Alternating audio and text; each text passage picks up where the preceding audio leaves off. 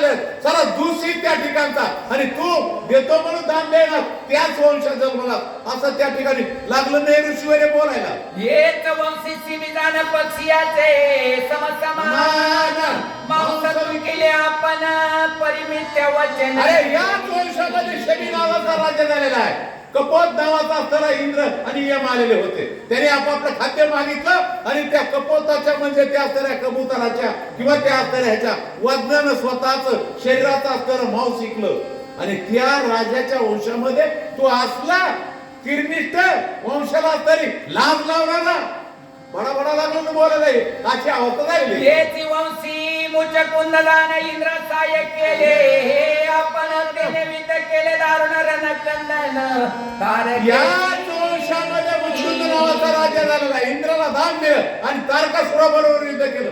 तुझं काय रे पोरग देऊ वाटत नाही, इतकं चिकट कसं आहे आणि असं कृपण कसं आहे. देवंशी तू जन्मने जाण दान न देववे मनसी आपण, देवंशीच्या यशाशी पूर्णत्व दुषेन लाविले.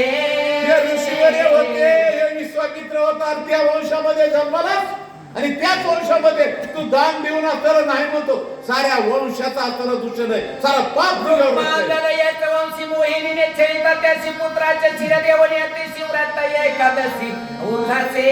अरे या वंशामध्ये रुक्मांगद एकादशी होऊन गेलेली आहे. स्वतः एका मोहिनीनं छळलं, पण स्वतः त्या मोहिनीनं मांस मुलाचं मागितलं खायला.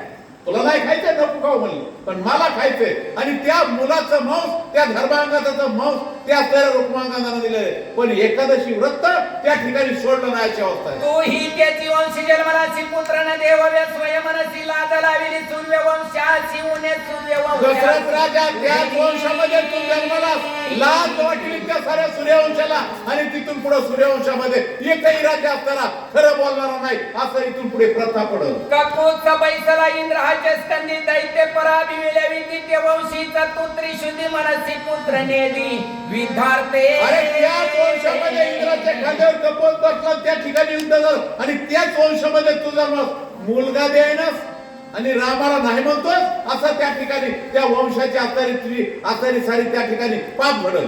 तू रामासी मनसी वाळे हे बुद्धी मुखे तुळ श्रीराम अवतार निर्मळ जाण केवळ सुरसा हे. अरे तुला काय कळत आहे, राम लहान आहे का मोठा आहे का बाळ आहे, हा अनंत ब्रह्मांडाचा नायक आहे का जगाचा पालक आहे, जगाचा उद्धारक आहे, आणि हा देवाची बांधवणी सोडण्यासाठी या जगामध्ये अवतार झालेला आहे.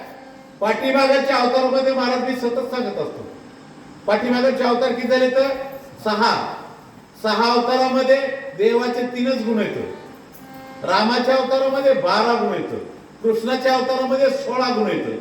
भागवतात आहे बरं का. आणि पाठीमागच्या अवतारामध्ये धर्म स्थापन नाही, सांगितली तशी प्रथा आहे, आणि या अवतारामध्ये धर्म स्थापन करायचंय. जसं वाल्मिकी ऋषीने सांगितलेला धर्म आहे त्या पद्धतीने स्थापन करायचा. तो भगवान प्रभू रामचंद्र आहे, आणि त्याला तू लहान समजतोस. राजा येडेश रे तू अज्ञानी. श्रीराम नव्हे बाळक राक्षस कुळासी अंतकारे स्वधर्माचा संस्थापक साधूंचा आवश्यक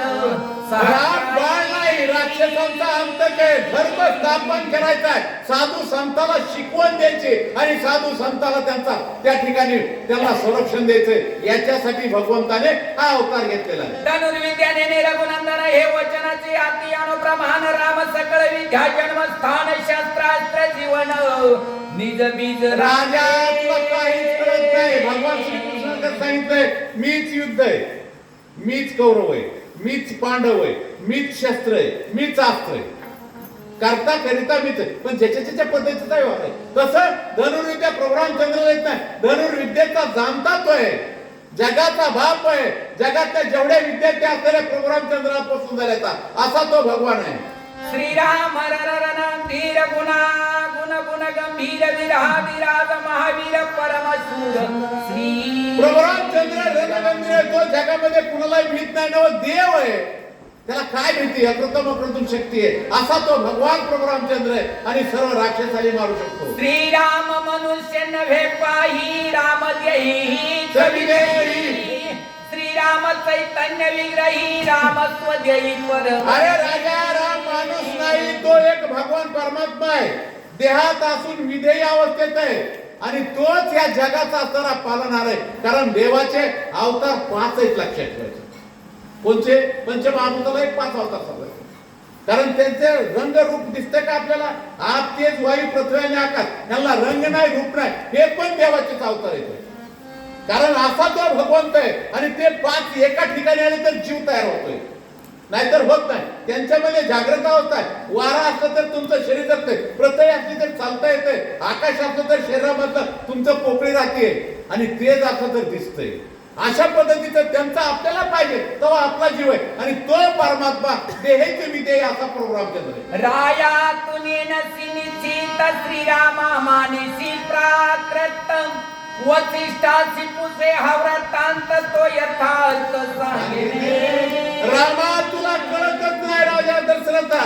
प्रभू रामचंद्राला प्राकृत म्हणजे तुम्ही आम्ही जसे या पृथ्वीवर जन्मलो का तसा समजू नकोय. वसिष्ठाला पक्क माहिती आहे. कारण प्रभू रामचंद्र कोण आहे? कारण संताला देव कळतो, तुम्हा आम्हाला देव कळत नाही. वसिष्ठ महाराज संत आहेत कारण त्रिकाल ज्ञानीत व विश्वामित्र त्रिकाल ज्ञानी. तुम्हा आम्हाला काय कळायचं देव कसला ती?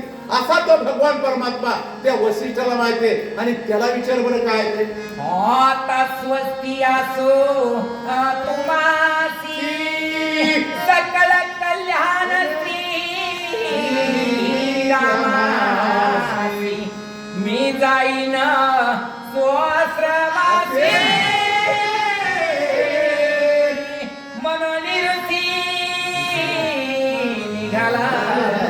आता म्हणला तुमची अयोध्या तुम्हाला, तुमचा राम तुम्हाला समज का? अरे तुझं तुला आता आम्हाला तरी जाऊ दे ना बाबा. तसं प्रभू रामचंद्राचे त्या ठिकाणी विश्वामित्र त्या दशरथ राजा म्हणून आता खुशाल राहा, प्रभू रामचंद्र खुशाल राहा, तुमची अयोध्या खुशाल राहा, माझा मी जातो बाबा असं मनामध्ये उदाहरण सुद्धा घेतले. तव वसिष्ठ मनेंद्र पवरा शोभवू नको विश्वामित्रा. हा प्रतिसृष्टीचा धात्रा भस्म पुळ गोत्राक्षणार्ध करिले. एकूण असं वाटत होतं, एकूण बिओबी वाटत होतं. दशरथ राजा म्हणला विश्वामित्रा रागाव काही नका बाबा, मी सांगतो. कारण तुम्ही काय रागावला तर प्रतिसृष्टी तयार करणार येत आणि मग अयोध्येचं तर काय भस्मच करून टाकतात, पत्ता लागू द्यायचा नाही. त्यासाठी रागाव नका. काय बस विश्वामित्राली ते असणारे त्या ठिकाणी असणार वसिष्ठ म्हणून दशरथ राजा बोलते. धन्यवादी भाव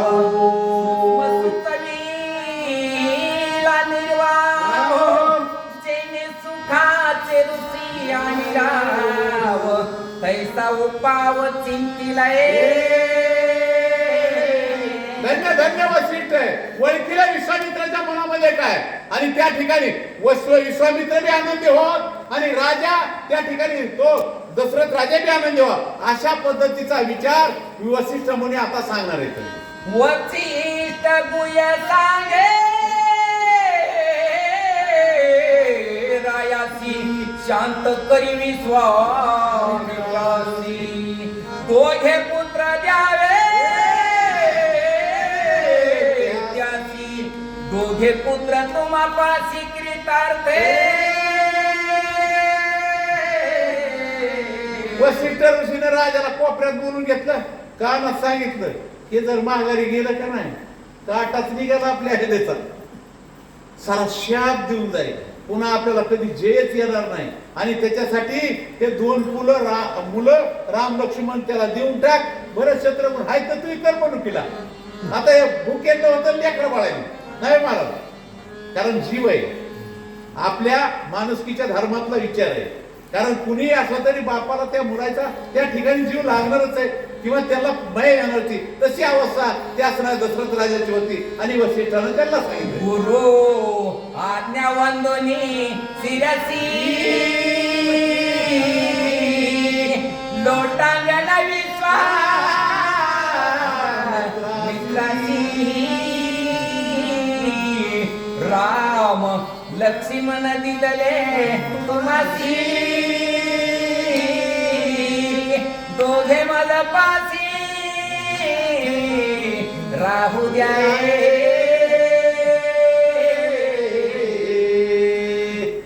वसिष्ठ मुनीने कानात दोन गोष्टी सांगितल्या, ह्याच्या डोक्यामध्ये भरल्या. ते विश्वामित्र चालले होते, आडविले राजवाड्याच्या बाहेर जाता जाता तिकडून आडवा आला कोण, राजा दशरथ. लोटांगण घातलं, जाऊ नका परत गुरुवरे, जाऊ नका परत, माझे 2 मुलं देतो आणि 2 मुलं तरी माझ्यापाशी ठेवा ना, सारेच काही घेऊन जाऊ नका, अशी विनंती केलेली आहे. आणि त्या विश्वामित्राला थांबवलेलं आहे तिथं. विश्वामित्र म्हणे भले झाले, एके राम काय नव्हे गेले, सवे लक्ष्मणासी दिले, भाग्य पडले माझे. विश्वामित्राला वाटलं एकला रामच न्यायच्या ह्या उद्देशाने आलेलं बिचार होतं, कारण त्याला माहिती होतं भगवान परमात्मा प्रभू रामचंद्र आहे, तो नेला तरी आपलं काम होतंय. मग आता संघ लक्ष्मणाला दिले. बरं झालं म्हणजे 2 जण आले तर असं माझं भाग्यवान आहे, कारण लक्ष्मण आणि राम जर संघच आले माझ्या बरोबर, मी बी भाग्यवान होईल असं विश्वामित्राला वाटलं. विश्वामित्र म्हणे वसिष्ठासी, तू सत्य जगद्गुरु सूर्यवंशी, रक्षी दे दोहीच्या धर्मासी, ज्ञाता होसी सत्याने तुए. आता यांचं पूर्व वैरस्य आता लागले बघा एकामेकाला गोड बोलायला. त्यांचं भांडण स्वर्ग म्हणजे झालं एकदा हरिश्चंद्र राजासाठी झालं होतं का.